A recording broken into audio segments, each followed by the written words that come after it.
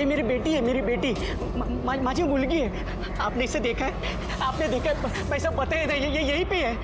बघा ना तुम्हें, पण बघा इसे देखा है, सोनाली है मेरी बेटी। बताए नहीं भाई, आज भौजाई आने वाली थी है। अबे भौजाई ना है, तुम्हारी लुगाई है। ए, ज्यादा शान पट्टी नहीं करने का, पहले से बोलती है मैं। हाँ, चुपचाप बताने का लड़की को देखा है कि नहीं, नहीं तो अभी के अभी फोन करके पुलिस को बुलाएगी मैं। हाँ नहीं, पुलिस को मत बताना, पुलिस को मत बताना। भाई साहब आप सिर्फ बताइए ना सोनाली यहाँ पे है क्या? देखिए भाई साहब, आपकी इस बच्ची को हमने लोगों ने नहीं देखा।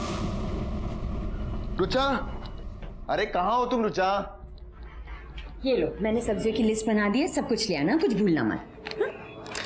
क्या करें, जब से शादी की है ना, हमें कुछ याद ही नहीं रहता। अच्छा, तो आपको ना बादाम खाने की जरूरत है, बादाम भी लेते आना। हमें बादाम की जरूरत नहीं है, हमें एक किसकी जरूरत है। दूंगी ना, जाओ, मुझे सब्जी बनानी है, लेट हो रहा है। नहीं, अरे एक किस तो दो। जाओ। तुम भी ना।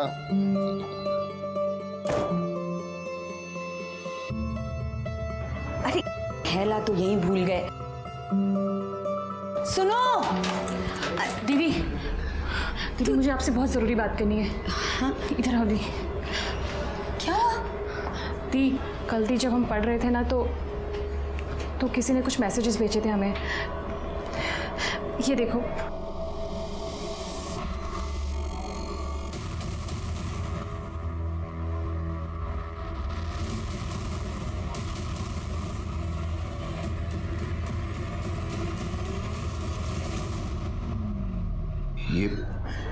ये सब तुम्हारे फोन में कहां से आया?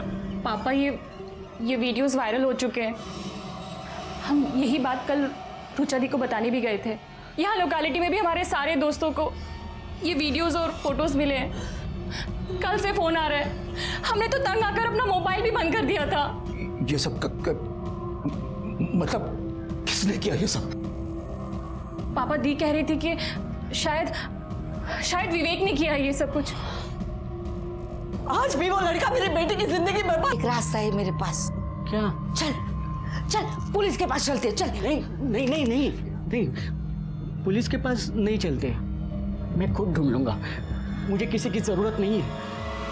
नहीं। शिरके, फोन बाद में। सुनो, वड़ा पाव लेके आना। Okay sir. और कल जहाँ से लाए थे वहाँ से मत लाना, वहाँ अच्छा नहीं होता।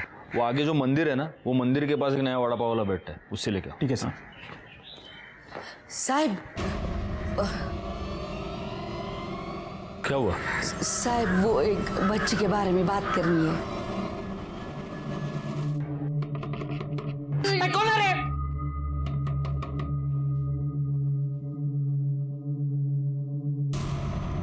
गणपत पाटिल जी साहब, लेकिन क्या हुआ? आपको बड़े सामने पुलिस स्टेशन में बुलाया है।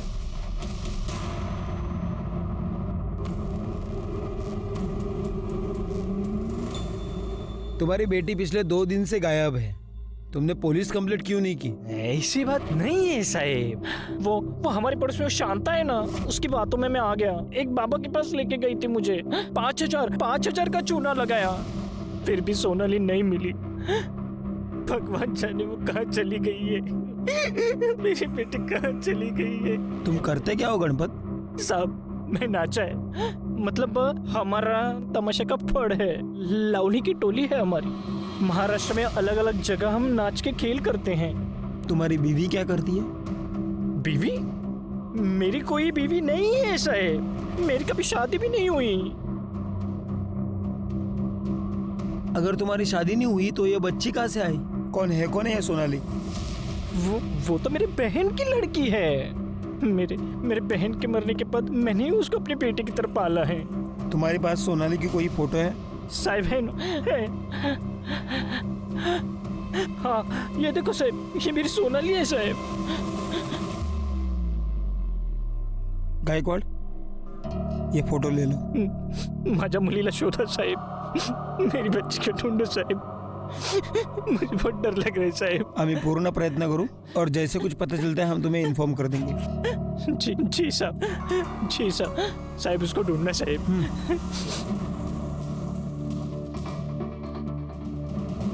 गायकवाड़, ये जिस बस्ती में रहता है और इसकी ये जो तमाशा की टोली है, वहाँ पर जरा उसके बारे में पूछताछ करना, इसके मोबाइल लोकेशन और कॉल डिटेल्स भी निकालो।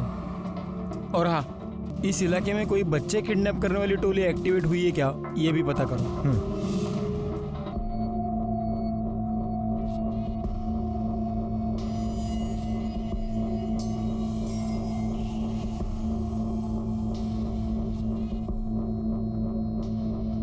बेटा तुम सोनाली को जानती हो? हाँ, वो मेरी दोस्त है। आखिरी बार उसे देखा कब था? कुछ याद नहीं है। अच्छा, सोनाली का अपने घर वालों के साथ रिश्ता कैसे था? मतलब आपस में झगड़े होते थे या ऐसा कुछ? नहीं, उसके बाबा तो उसे बहुत प्यार करते हैं।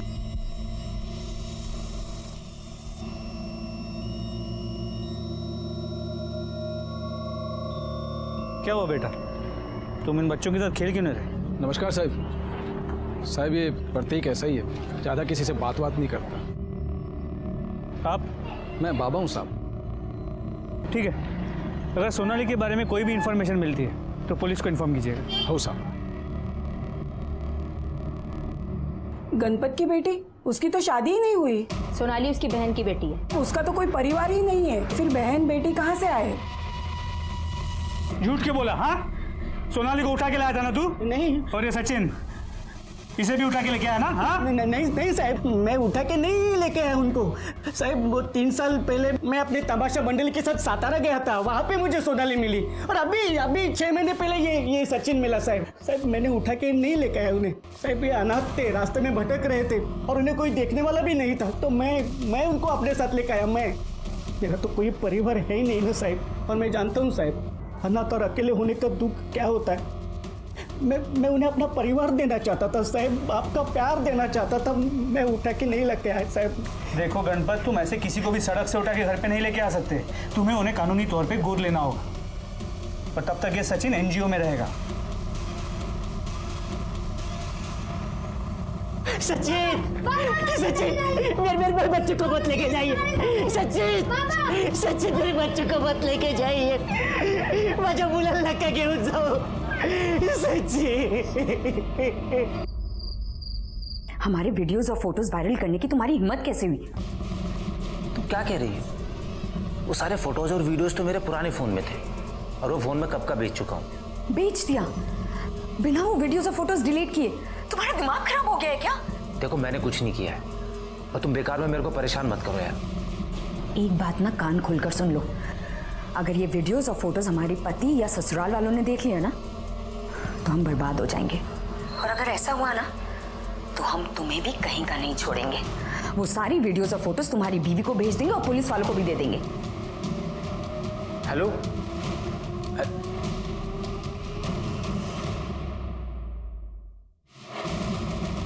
कौन था? अरे वो हेड ऑफिस से बॉस का फोन था। किसी लड़की से बात कर रहा था ना तू? मैंने आवाज सुनी। सोनाली 10 साल की बच्ची है, और 10 साल की बच्ची कहीं रास्ता भटक जाए ये थोड़ा सा इम्पॉसिबल लगता है। अब 2 ही ऑप्शंस बचते हैं, या तो वो अपनी मर्जी से कहीं गई है, या फिर किसी ने उसे किडनैप किया है। वहाँ के लोगों ने तो बताया कि सोनाली बहुत ही प्यारी बच्ची थी, गणपत के साथ भी काफ़ी घुली मिली थी, तो ऐसे में घर छोड़ के भाग के जाना मुझे नहीं लगता। तब तो एक ही ऑप्शन बचता है, सोनाली को किसी ने किडनैप किया है। पर किसने? क्योंकि गणपत को अभी तक कोई रैंसम कॉल नहीं आया, किसी ने उससे पैसे नहीं मांगे। या तो किसी की गणपत के साथ कोई पुरानी दुश्मनी है, या फिर सोनाली फ्लैश ट्रेडिंग करने वाले किसी रैकेट में फंस गई है। तो गणपत की किसी के साथ कोई दुश्मनी की कोई बात सामने नहीं है, और खबरियों को अलर्ट कर दिया है। अगर कहीं भी कोई फ्लैश ट्रेड का रैकेट चल रहा होगा तो हमें इन्फॉर्मेशन मिल जाएगी। गायकवाड़, पता नहीं कि मुझे से बार बार लग रहा है कि इस केस में हमसे कुछ छूट रहा है। अच्छा एक बात बताओ, ये गणपत के घर के आसपास कोई सीसीटीवी कैमरा है? नहीं सर। अभी मलाड पुलिस स्टेशन से फोन आया था, उन्हें एक 10 साल की बच्ची की लाश मिली है।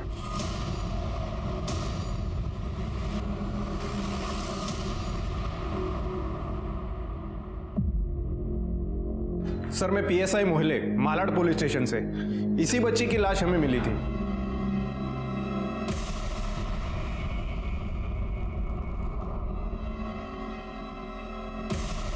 सोनाली नहीं है।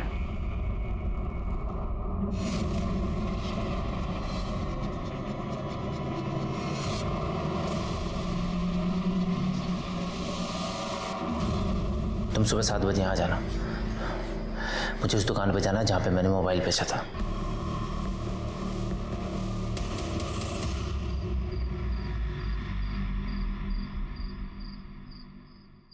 कह रहे हैं प्रतीक, किधर? इतनी रात को किधर चला? हाँ? तेरे आई को मालूम है क्या? तो साफ साफ बता, मेरा मोबाइल किसको बेचा? क्या भाई, आपके साथ गलत नहीं करूंगा मैं। आप सुरेश के बॉस है ना, यही आपको मेरे पास लेके आया था। हाँ तो बता ना, मेरा मोबाइल किसको बेचा? अरे भाई, 1 महीना हो गया आपका फोन खरीद कर, मुझे कैसे याद रहेगा किसको बेचा? तेरे अलावा दुकान में और कौन रहता है? मेरा भाई मनोज। कहाँ उसको बुला? वो यहाँ नहीं है, गाँव गया हुआ है, और उसे भी कैसे याद रहेगा? अच्छा आप बताइए तो सही, हुआ क्या है? हुआ नहीं है, होने वाला है। तुझे पता है तेरी वजह से कितनी जिंदगियां बर्बाद होने वाली है?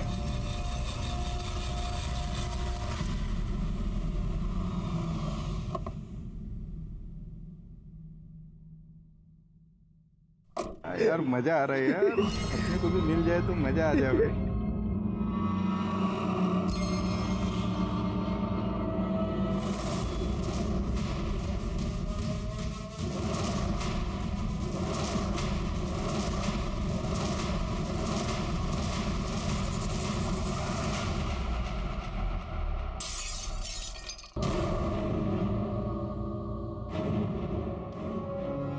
हमने कभी नहीं सोचा था कि हमारी शादी ऐसी कैरेक्टरलेस लड़की से हो रही है। अच्छी तरह से समझ गए कि क्यों तुम्हारे माँ बाप शादी करने की जल्दी किए बैठे थे, क्योंकि उन्हें तुम्हारी सारी करतूत पता थी और अपना पाप हमारे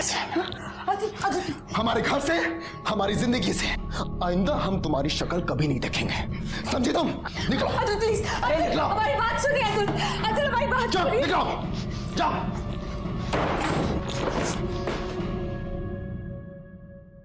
सर अभी अभी इन्फॉर्मेशन मिली है कि बॉर्डर पुलिस ने एक ट्रक पकड़ा है जिसमें जवान लड़कियां और बच्चियां थी। इन्हें महाराष्ट्र से नेपाल भेजा जा रहा था। एक काम करो, उनको इमीडिएटली सोनाली की फोटो भेजो और पता करो सोनाली उन लड़कियों में है क्या।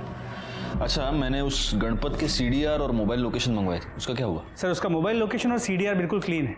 जैसा उसने कहा था, 1 तारीख की सुबह वो कांदिवली वेस्ट से निकला, फिर वापस घर आया और उसके बाद वो सीधे नासिक चला गया। वो 2 तारीख को वापस आया। वापस क्यों आया? सर नमस्ते। बोलो। साहब वो सोनाली है ना?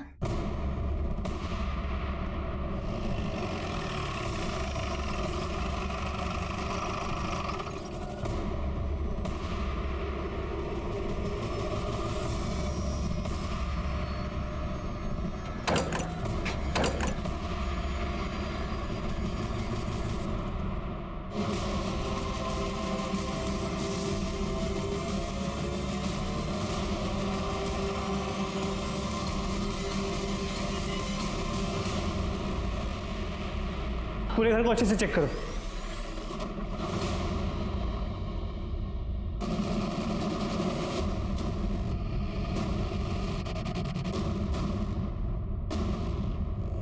ये कपड़ा किसका है? मेरा है।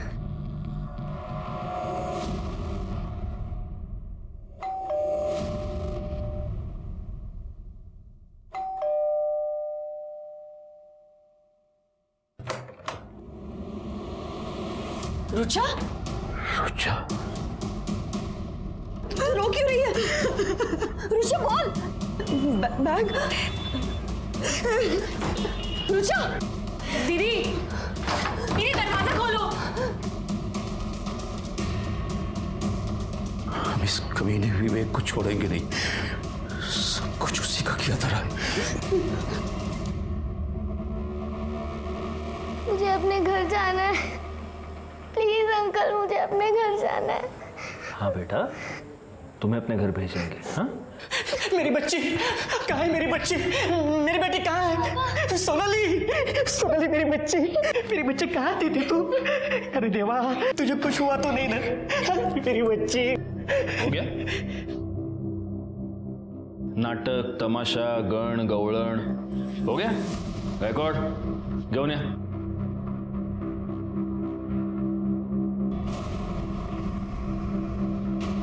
बोल रहे। सर गणपत काका ने मेरे को पैसे दिए थे सोनाली को वहाँ बंद करके रखने के लिए। क्यों गणपत, सच बोल रहा है? जी साहब, ये कौन सा तमाशा है गणपत? अपनी बेटी को किडनैप करवाया, उसे बंद करके रखा, किस लिए? मेरी मजबूरी थी साहब। साहब 1 तारीख को नासिक में मेरे लावणी का खेल था, इसलिए 1 तारीख को मैं सुबह सुबह नासिक के लिए निकला और आधे रास्ते में मेरे को याद है कि मैंने नाटक के कपड़े लिए नहीं, वो मैं घर पे ही भूल गया, तो मैं वापस घर पे आया था। इसीलिए उस दिन तेरा मोबाइल लोकेशन वापस तेरे घर का था। मेरी बच्ची भी ना हमेशा ऐसा घर खुला छोड़ के कहीं चली जाती है।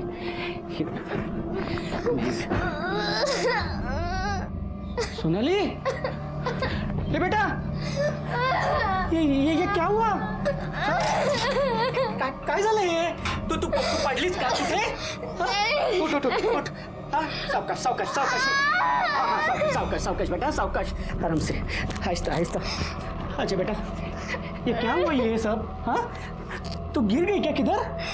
हाँ? नहीं बाबा, मैं सो रही थी, फिर अचानक से किसी ने मेरे मुंह में गीला कपड़ा बांध दिया। बहुत बास आ रही थी उस गीले कपड़े में से। उसके बाद मुझे नींद आ गई। उसके बाद मैं जब उठी तो पेट में बहुत दर्द हो रहा था और मैं खून निकल के आ गया। क्या?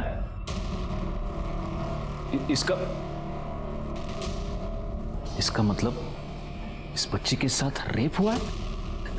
जी सर। तो फिर तुम पुलिस स्टेशन क्यों नहीं आए? मैं बहुत घबरा गया था साहब। ये दोनों बच्चे मेरे नहीं है साहब। मेरे को लगा कि आपको अगर पता चल जाएगा तो आप मेरे दोनों बच्चों को मेरे से अलग कर देंगे साहब। तो मेरे को ऐसा भी लगा कि शायद आपको ऐसा लगेगा कि मैंने ही सोनाली के साथ कुछ गलत किया है, और मैं चाहता था साहब कि सोनाली के साथ जो भी हुआ है वो किसी को पता ना चले साहब। तो ऐसे कितने दिनों तक बंद करके रखने वाले थे उसे? कुछ ही दिन साहब। बाद में मैं उसको लेके आने वाला था घर पे और फिर बताने वाला था कि सोनाली मिल गई साहब। फिर उसकी ये बलात्कार की बात किसी को पता नहीं चलती ना साहब। नहीं, तू झूठ बोल रहा है, ड्रामा कर रहा है। सच ये है कि इसके साथ जो भी हुआ है वो तूने ही किया है, और उसको छुपाने के लिए तूने ये सब नाटक रचा, उसे किडनैप किया, उसे बंद करवाया। साहब माझ्यावर विश्वास ठेवा साहब, मैंने कुछ भी गलत नहीं किया है साहब। ये मेरी बेटी है साहब। क्या करूं मैं गणपत? मैं रोज तुम जैसे घटिया लोग देखता हूं जो ना माँ देखते हैं, ना बेटी, ना बहन। जब उनके अंदर का हैवान जाग जाता है उन्हें कुछ नहीं दिखाई देता। साहब मेरे पे यकीन कीजिए साहब। बाबा ने कुछ नहीं किया। ये कंफर्म करने का तरीका है हमारे पास। तुम्हारा डीएनए टेस्ट किया जाएगा, सिर्फ तभी मैं तुम्हारी इस पूरी कहानी पर यकीन करूंगा। और तब तक अगर तुमने भागने की कोशिश की तो तुम जहां भी जाओगे वहां से तुम्हें पकड़ कर ले आऊंगा और अंदर ठूंस के मारूंगा, समझे? मात्रे मैडम, लड़की को मेडिकल एग्जामिनेशन के लिए ले जाओ और वहां से एनजीओ। नहीं जाने दो उसको। साहब, सोनाली साहब, मेरे बेटे को तो आपने छीन लिया, मेरी बेटी को भी आप छीन रहे हैं साहब। सोनाली,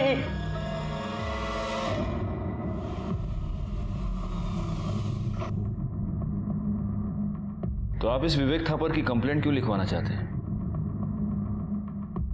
क्योंकि उस कमीने ने हमारी बेटी की जिंदगी बर्बाद कर दी है। हमारी बगल की कॉलोनी में विवेक 1 साल से रहता था।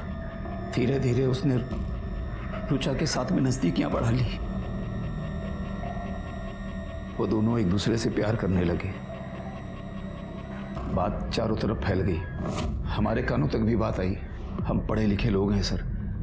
हमने सोचा कि रुचा अगर उस लड़के से प्यार करती है तो हमें शादी कराने में कोई दिक्कत नहीं होनी चाहिए। इसीलिए हमने विवेक से शादी की बात की तो वो टाल मटोल करने लगा। फिर हमें पता चला कि दिल्ली में किसी लड़की के साथ पहले से ही उसकी शादी तय हो चुकी है। विवेक, तुम हमारी बेटी को धोखा दे रहे हो। अंकल, मैं रुचा से सच्चा प्यार करता हूँ। हाँ, तो फिर जो मंगनी हुई है उसे तोड़ दो और हमारी बेटी से शादी कर लो। अंकल, मैं ऐसा नहीं कर सकता, माँ पापा का दिल दुखेगा। तो हमारी रुचा का क्या?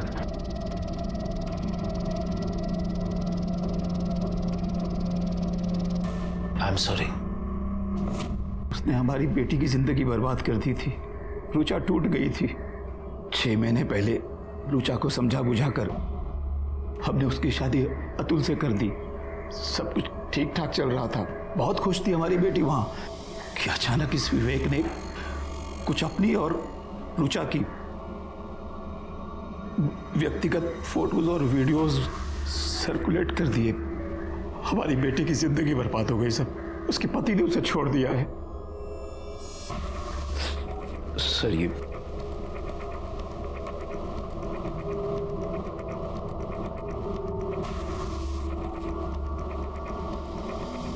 शादी तो मेरी भी बर्बाद हुई है सर। क्या है ये सब कुछ? तुम इतने टाइम से मुझे धोखा दे रहे थे। रुचा के साथ मेरा अफेयर था, लेकिन हमारी शादी से पहले। और ये फोटोज और वीडियो जितने भी है ना, सब मेरे पुराने फोन में थे। मुझे सच में नहीं पता कि ये वायरल कैसे हो गए। देखो तुम मेरी बात तो समझो। Shut up. तुम नहीं समझोगी तो कौन समझेगा यार। हेलो माँ, मैं कल की फ्लाइट से दिल्ली आ रही हूँ। मैं फोटोज और वीडियो कैसे वायरल कर सकता हूँ? मैंने कुछ नहीं किया सर। मेरा फ़ोन टूट गया था। मैंने अपने ड्राइवर सुरेश को अपना फ़ोन दिया उसे बेचने के लिए। मैंने नया फ़ोन ले लिया। ये सब कुछ उस पुराने फ़ोन में था। और ये कैसे वायरल हो गया सर, मुझे नहीं पता। फ़ोन बेचने के लिए कब दिया था? 1 महीना पहले। और किसको बेचा था? सर मेरे ड्राइवर सुरेश ने उसे किसी प्रकाश नाम के बंदे को बेचा था, जिसकी मोबाइल की दुकान है। मैं उसके पास पूछने भी गया, लेकिन उसने बोला मुझे कुछ याद नहीं है। साहब वो जो गाड़ी में बैठा है ना साहब, हाँ वो आपसे मिलना चाहता है। ठीक है।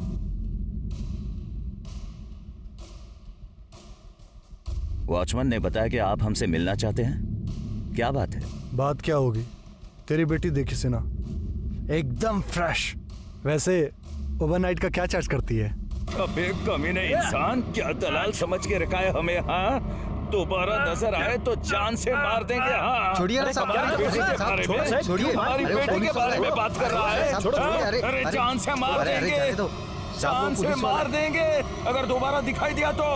मेरे मुंह में कालिक फुट गई है, सब तुम्हारी वजह से। तुम्हें पता भी है क्या हुआ है? हम मार्केट गए थे सब्जी लाने,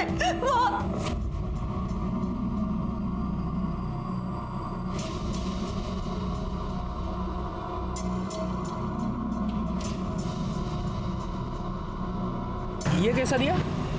ये क्या बदतमीजी है भैया? अब भैया तो मत बोलो। क्या मतलब है तुम्हारा? तेरी बेटी से ज्यादा गर्मी तो तुझमें है। जाने किस पापों की सजा दे रहा है भगवान।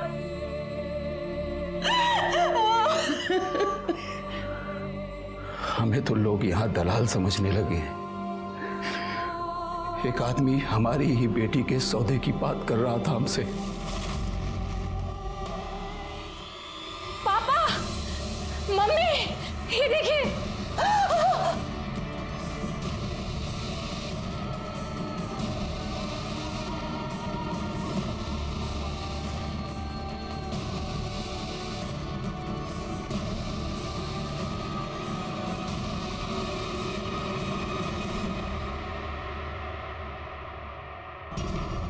करतूत पता थी और अपना बाप हमारे गले में बांध दिया। पापा, आदित्य ने मैसेज किया है, उसने शादी तोड़ दी है। पापा, हमारे साथ ये क्या क्या हो रहा है?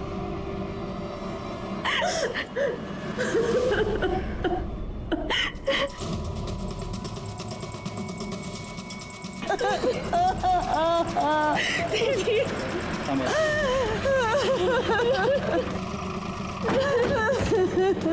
पीछे हो जाइए।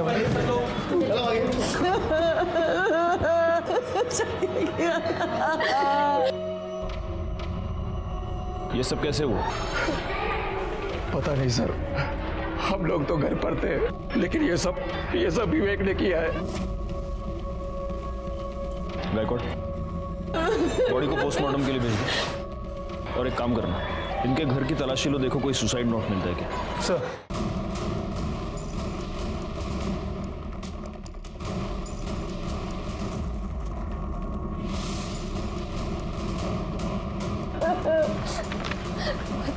सर,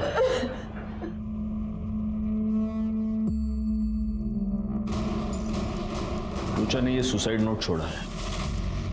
माँ, पापा हमें माफ कर दीजिए, हमारी वजह से सब कुछ उजड़ गया। हमने कभी नहीं सोचा था कि आप दोनों और रितिका को इतनी तकलीफ पहुंचेगी। शायद हमारे जाने के बाद आपकी परेशानी थोड़ी कम हो जाएगी।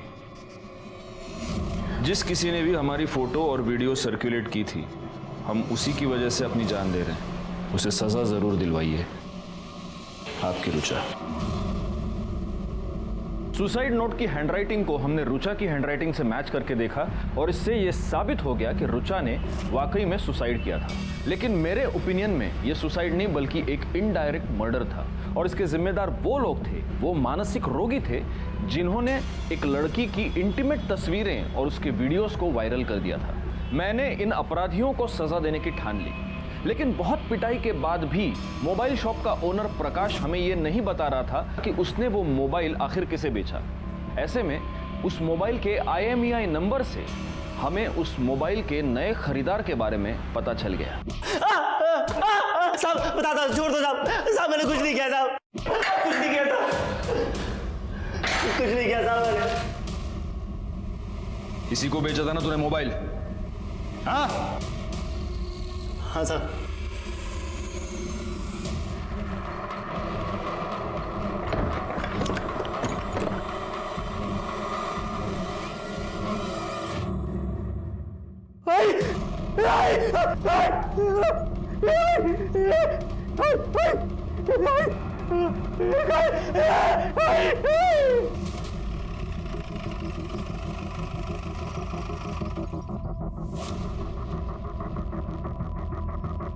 सर, चाकू से स्टैप करके मारा गया है। घर में आसपास कहीं भी कोई मर्डर वेपन नहीं मिला और ये इनका बेटा है सुरेश।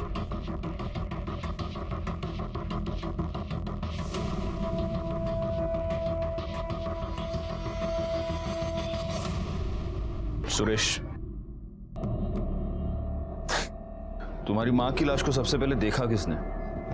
मैंने कल आधी रात जब मैं घर पे आया तो देखा आई के साथ। पता नहीं किसने ये। कल रात?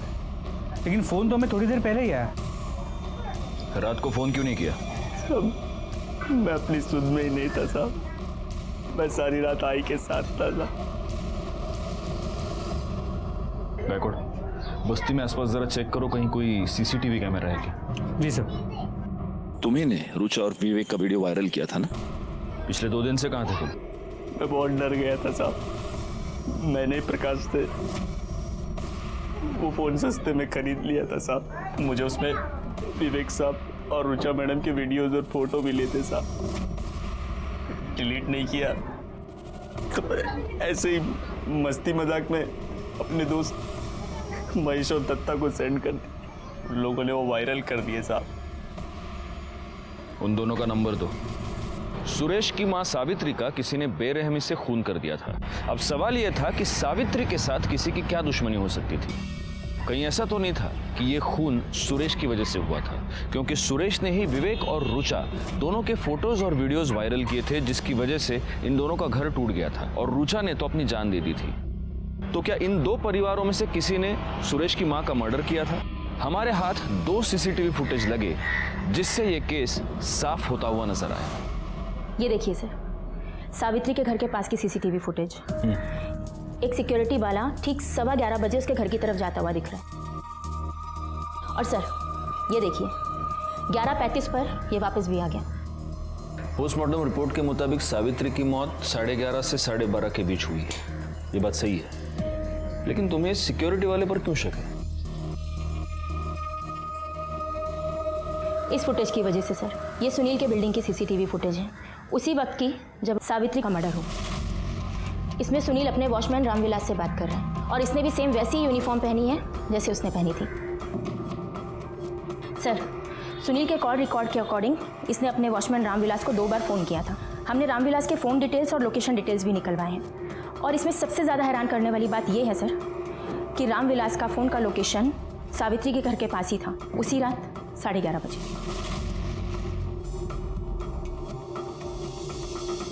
गायकवाड़, इस रामविलास को उठाओ और सिन्हा को भी।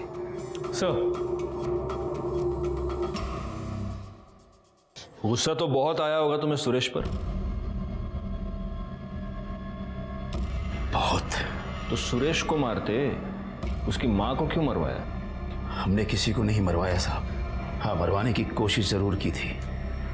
जब हमें पता लगा कि ये सब कुछ उस सुरेश का किया धरा है, हमने रामविलास को पैसे दिए और कहा कि मार दो उसे। कितने की सुपारी दी थी? हाँ? 50,000। और उसके बाद रात 11:30 बजे हम सुरेश को मारने उसके घर पहुंचे तो वहां पर पहले से ही बुढ़िया मरी पड़ी थी। कोई 10-15 मिनट पहले किसी ने मारा होगा और वो सब देखकर हम घबरा गए और वहां से भाग पड़े। झूठ बोल रहा है तू। सच ये है कि तू सुरेश को मारने उसके घर गया, लेकिन गलती से तूने उसकी माँ को मार दिया। और अब मुझे तू कहानी सुना रहा है। हाँ? हथियार किधर है बोल? साहब सच। चुप! हथियार किधर है बोल? विश्वास कीजिए साहब, हमने नहीं मारा है उसको। वो पहले से मरी पड़ी थी साहब, उसका मर्डर हमने नहीं किया है। ऐसे नहीं माने गए। बैकवर्ड, दोनों को अंदर रखो और अपने तरीके से पूछताछ करो। वो सच कह रहे हैं साहब, वो बुढ़िया मरी पड़ी थी साहब। अरे साहब हमको क्यों कर रहे हैं साहब? अरे हमको क्यों मार रहे हैं साहब? पेपर वर्क पूरा होना चाहिए ना मात्रे मैडम। इसमें वो कॉल डिटेल्स की रिपोर्ट है ही नहीं। ऐसे कैसे काम करते हैं आप? सर। और तुम लेट क्यों आए? हाँ?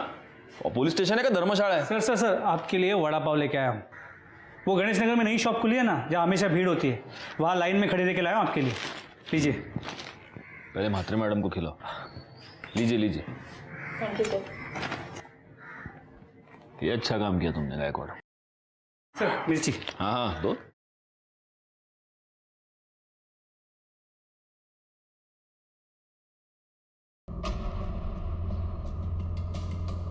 क्या हुआ सर, मजा नहीं आया? गायकवाड़, हमसे कुछ छूट रहा है। क्या? एक काम करो, तुम वो गणेश नगर वाली सीसीटीवी फुटेज ले आओ जाओ। सर। रामविलास की ड्यूटी 8 बजे खत्म हुई और उसके बाद वो घर गया। उसके बाद 11:30 बजे वो वापस आया सुरेश को मारने के लिए। लेकिन रामविलास का घर गणेश नगर की दूसरी तरफ है, तो इस सीसीटीवी फुटेज में ये इस तरफ से कैसे आ रहा है जहां से तुम वड़ा पाव लाए? मतलब ये रामविलास नहीं है? फिर ये सिक्योरिटी गार्ड कौन है?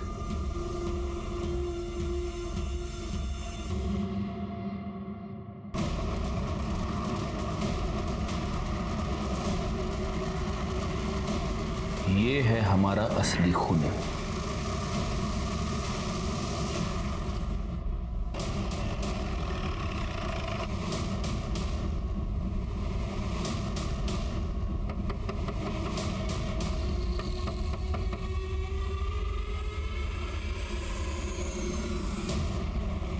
अब क्या लेने आए हो साहब? मेरा बेटा, मेरी बेटी, सब तो छीन लिया आपने। इस बार हम तुम्हारे लिए खुशखबरी लेके आए। खुशखबरी? हाँ, तुम्हारा डीएनए सोनाली के कपड़ों पे मिले सीमेंट के डीएनए के साथ मैच नहीं हुआ। मतलब ये प्रूव हो गया है कि तुमने सोनाली का रेप नहीं किया। और ये मैडम एनजीओ से, ये तुम्हारा घर चेक करके बताएंगी कि क्या तुम सोनाली और सचिन को रखने के काबिल हो या नहीं। लेकिन साहब एक मिनट, अगर तुम इस टेस्ट को पास करते हो तो सोनाली और सचिन हमेशा के लिए तुम्हारे। मैडम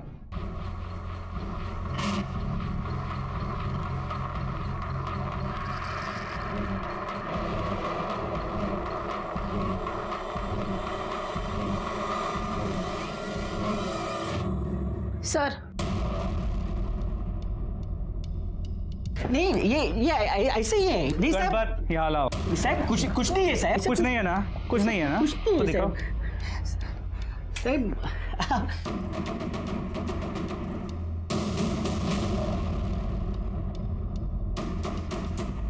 बहुत मेहनत की है ना इसे साफ करने की।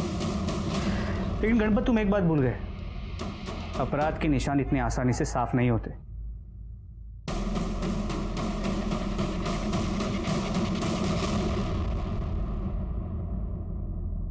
एक पांव में पायल। ये पायल देखने के बाद ही मैं समझ गया था कि वॉचमैन के कपड़े पहने हुए तुम ही हो। और फिर तुम्हारा घर भी तो सुरेश के घर के बाईं तरफ है। अब सब सच बताओ गणपत, वरना बिना ढोलकी के यहीं पर लावणी करवा दूंगा तुझे। साहब उस दिन आपने सोनाली को मिलने के लिए कहा था ना, तभी मैं उसे मिलने एनजीओ गया था।